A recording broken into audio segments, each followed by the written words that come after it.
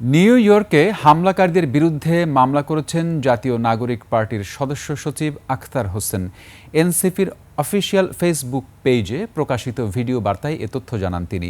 বৃহস্পতিবার বাংলাদেশ সময় সকাল 11টায় এয়ারপোর্টের পাশে পোর্ট অথরিটি পুলিশ ডিপার্টমেন্ট থানায় মামলা করেন আখতার হোসেন। তিনি বলেন, তারা যে অপরাধ করেছে সেগুলোর আইনগত নিষ্পত্তি সম্ভব এবং আওয়ামী লীগ তার সন্ত্রাস নিয়ে বাংলাদেশে আর ফিরে আসার সুযোগ পাবে না।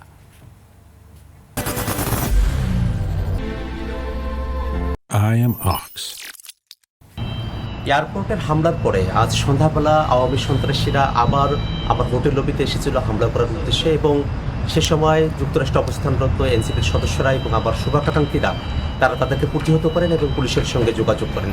পরবর্তীতে পুলিশ ইনভেস্টিগেশন অফিসার তিনি প্রিসেক্টে এসে মামলা দায়ের করার জন্য আমাদেরকে পরামর্শ দেন। তার প্রেক্ষিতে আমি এয়ারপোর্টের খুব কাছের যে থানা পুলিশের রয়েছে সেখানে এসেছি, এবং যারা সেই দিন আমাদের উপরে হামলা করেছিল এবং হত্যার চেষ্টা করেছিল, ডেথ থ্রেট দিয়েছিল, তাদের ব্যাপারে আমরা এখানে মামলা দায়ের করেছি।